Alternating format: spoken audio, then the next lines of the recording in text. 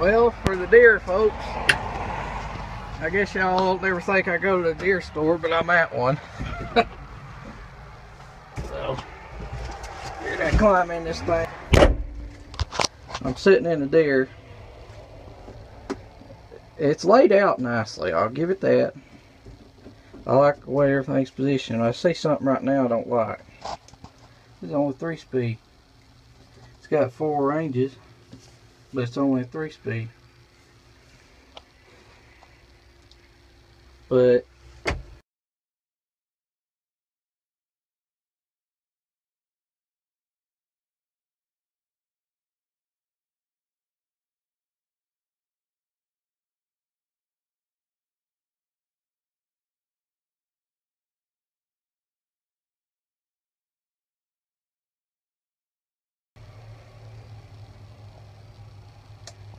it's a nice tractor. I like it. As far as the look, I like that they've put the curved glass in it, like the Massey's have. They added the window down here finally. But I ain't crazy about this thing. It'd probably be alright if it had, I'm guessing there's a forward reverser right here if you have the upgraded transmission, but this one doesn't have it. But get out of this thing. It's a 6105E. It's not the M or the R. That's all they've got is E's. This is their cheaper line, I believe. But it is nice. I'd say that the 4700 Massey's nicer, but if they made one this size. But it is a good looking tractor. I don't like this. It's kind of cheesy, a little flimsy thing, but it is beefy on the back. It's got a steel cover. I like that. I don't care for these. I already see something right here I don't like. I do not like that. I don't like that at all.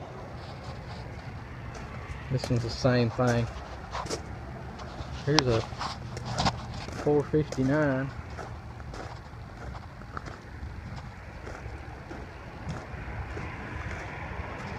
Here's a Deere Tedder. This must be their economy line Tedder or something. But here's 459 round motor. Oh, but dang, they got a metal latch. How about that?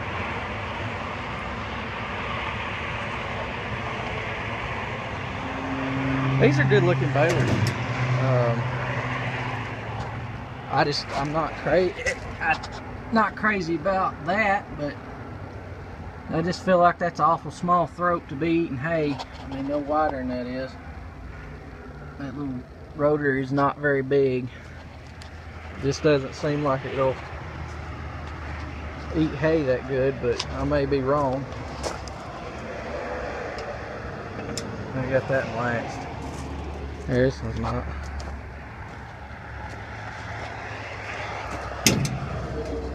And here's this side.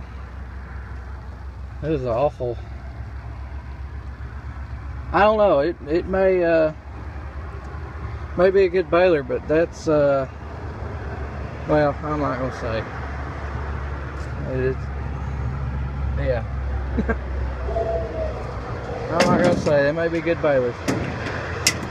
I'm not gonna say what I think. Now this, huh? Now this is funny. This is nothing but a coon.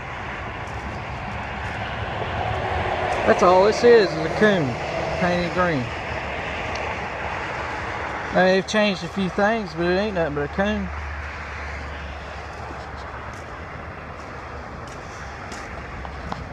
But that's alright. It's an alright looking baler. I don't know, a lot of people like them. but I like my Klaus, so I have to stick with it. They do have some good looking bush hogs though. I like this MX-15, it ain't too bad looking. But it is just a light duty one. About all they got is just economy stuff.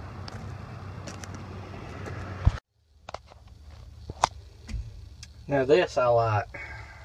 This is nice. This is way nicer than what I've got. As far as a skid steer goes. Now they've done a good job with these. I like the pilot controls, the joysticks. They've done a real good job with these. It's got 154 hours on it used. But the biggest thing with these is it's roomy. It just feels more comfortable. Biggest complaint I have with that New Holland that we've got, and we've got it and I like it, is the rattling from the bars and the cab. The cab has an outer frame around the outside, and these are mounted behind where your support bars are, and I'll show that in a minute. But the cab has an outer frame around the outside of this one. The one you sit in, it just sits there and beats itself to death and just rattles and rattles and rattles, and it drives me nuts. But I wanted to be in the Deere to begin with, as far as the skid steer goes, from the get-go, but we couldn't find one when we got the New Holland. Now I like the New Holland, don't get me wrong, it's a good machine, but it's the rattling of those support braces and everything, and the cab slamming into the outer frame on that loader, it's so loud that it's just mind-numbing, and it's not it's a good machine, don't get me wrong, but it's I think just sitting in this one, I think this one would be a lot nicer. I haven't run it, so I can't really tell you, but get out. But man, this thing's got bukus of room. This is kind of like what OLF has, except he has the older model. This is a new model. This is that body style. This is the difference in a Deere and a New Holland. A Deere mounts back here, and they have a frame separate from the cab. The New Holland's mounted up there. But I really like the looks of these. If I was buying a new skid steer, it'd probably be a John Deere or a Kubota. Kubota has a nice machine too, but I'd love to have a Deere again. We had a Deere a long time ago, and it was still the best skid steer we've ever owned, and I'd love to have another one. That could have been a little beefier, that guard, but they're nice. Let me go see what Dad's into. I had a request by Rick Garrett. He wanted to see this truck. It is a 2002 Ram 3500 Cummins 24 valve turbo diesel. I have talked about this truck a little bit before in other videos before now. This has been the workhorse on this farm for a very long time. We bought this truck, I think it had about 100,000 miles on it, and it has been an extremely good truck. Now this is my opinion, everybody's got opinions just like buttholes, but I happen to think that, I'll say this, up until the latest new body style of cab and chassis trucks that Dodge has came out with, I think that this is the single-handedly best truck that they ever built in a 3500. With the engine package, transmission, axles, everything. I think this is the best truck that they ever built. This is the original 24 valve. This is the one that they originally came out with to begin with, before it became the 5.9. This truck actually has more torque in this version of the engine than the 5.9 liter 24 valve that they put in later models when they changed the body style. Another first that they had with this truck, I think the 2001s had the same package. I know the 2000s didn't, but you could get a 6-speed. This is the best 6-speed transmission, in my opinion, or manual transmission that Dodge ever put in a truck. It is geared perfectly. The gear spacings are just right. The to get it to pull good and handle a load, it's not too fast when you go in one gear versus the other. They're spaced perfect. The only complaint I have with it is they are a little bit close when you're shifting through them, but once you get used to it, you don't even notice it. But as far as the engine goes, this thing's been perfect. It did get a injection pump, I think around 200,000 miles I put it on. Other than that, it's not had anything. As far as work, I don't know of anything else we've ever done to it. We did put an exhaust brake on it. We added that, which is a huge help. It's kind of like a little semi. Now the other thing about these trucks, this was the first or second year that Dodge went to the American axles in the rear end, and that is a huge improvement over the Dana axles that they used to run. Now a lot of people I know are probably going to be, I don't know about that. Dana's a good axle. Yes, they are a good axle, but for some reason the Dodge trucks, when the later years, like that one, that one's a 2000 model with the V10, I'll get to it in a minute, their axles give a little more trouble, and they were also the hardest axle ever built by Dodge to rebuild. That last generation Dana axle for the rear end of those trucks, to get exactly right. These American axles are a lot better that this truck has in it. They've never given any issue. And I mean, just the whole drivetrain is been pretty much bulletproof. It's got, let me turn the little dash on to show you. It's got 214,000 miles on it, and this truck's not leaving. It's going to stay here. We had actually, this is the thing that we were anticipated doing when we bought the International. This truck was originally what I pulled my tractor and baler with, and it handled it just fine, but ultimately I knew that it was giving it all that it needed, and it hadn't had any breakdowns or nothing or any problems. But the truck's got 200-something thousand miles on it. It is a 2002 model. Stuff's starting to dry out, whatnot. It don't need to be pulling that big of a load, and that tractor and baler weighs a lot. I mean, you're getting on up there. And we hauled 20 rolls of hay with this truck all the time. I probably hauled that load for 10 years with it. See, yeah, I probably hauled it for 10 years with this truck. Well, I've hauled the baler's a 2010 model, and it's 2017, and I hauled with it this year up till I got the International ready to go. So 7 years with just that baler, and this same truck hauled that Vermeer 504M all the time through its life with the McCormick. It also hauled the 5400 with the 504L when I'd pull it, and it's lived through all that. Hauled 20 rolls of hay, multiple loads. They ain't no telling how much hay this truck's carried.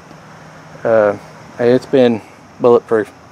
I mean, for a truck with the miles it's got on it and the way it's worked, if this truck moves, it's loaded to the max.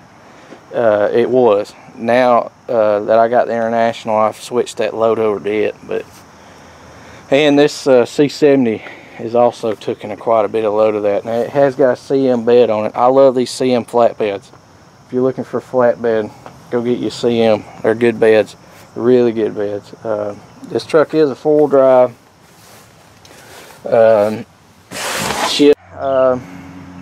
It has got the suicide doors on the side to open up with the back seat bench. Truck's in good shape. It's got a brand new dash, and that's one thing I didn't like about these particular model Dodges is the dashes are cracked. But it's got a new dash. We got to get this piece to go in it new. It's cracked a little bit. The seat did crack on the side, and Grandpa just duct taped it. It needs a new seat cover put on it, but other than that, it's a good truck. It's got to get a new set of tires put on it too. This one is a 2000 V10 3500. This is the truck that we're probably going to be getting rid of. We haven't made up our mind yet. My grandpa hasn't mentioned it. He there for a while. He kept telling me to put it online, sell it, and get rid of it. Now he kind of just ain't said nothing about it. I think he likes still having 2-ton trucks with 4-wheel drive. So I don't know what we're going to do with this. The plan is to get rid of it eventually. But I will say this: the manual transmission, it is a 5-speed. It's been good. It's got a brand new dash in it. We put in probably 5 years ago,